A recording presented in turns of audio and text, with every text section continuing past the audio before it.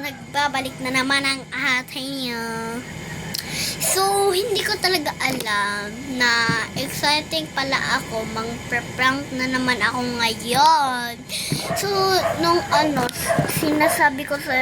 sinabihan ko sa inyo na mang-prank ako sa friends niyo. So, hindi ako nakaprank kasi may lakad kami ni mami ngayon. So, ngayon may watch na ako at may lastik ko. Tapos nag-crop top ako, tapos pajamas. Kasi ngayon is mag-prank tayo ng ngayon, sabihin ko na sa inyo kung anong i-prank ko ngayon. Mag-prank ako nila ng mga aura-aura ko na mga t-shirt ba or mga So, ipaprank ko sila ng aura-aura ako. Pang mag-aura-aura ako is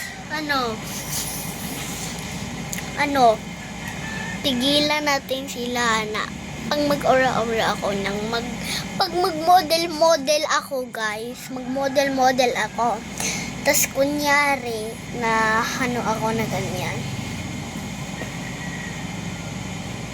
So, kunyari na ganyan ako, tas bumangon din ako. Tas bumangon ako, tas sinabihan ko sila, "Hoy, ano ba? Bakit hindi nyo ko tinulungan?" Ganyan lang. Kasi hindi ko talaga alam, guys. So, ngayon ko lang to naisip, guys. Kasi napanood ko yung mga full vlogs ng classmates ko na nag-prank daw sila ng mga aura-aura.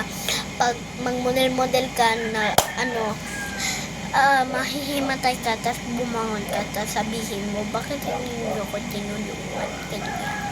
Ganyan. Tapos nakita ko yung full vlog nila, ginawa nila yun. Grabing ginagawa ni Ate Rina. Grabe ang ginawa niya. Talaga siya. Bukal talaga siyang nahimatay. Oh my God. So, abangan nyo na lang ang next video ko kung paano ko maghihimatay-matayan. Oo, maghihiti. Hindi ko na alam tuloy.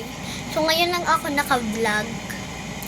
Kasi nandun ako sa bahay nilang Ate Mikay. So, pinsan ko po si Ate Mikay. Pinsan ko po siya. Pumunta ko sa bahay nila. Kasi doon kami nagsasayahan.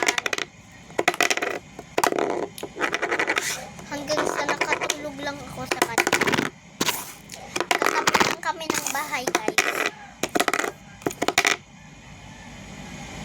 Mukhang tinatawag ako ni... Oh!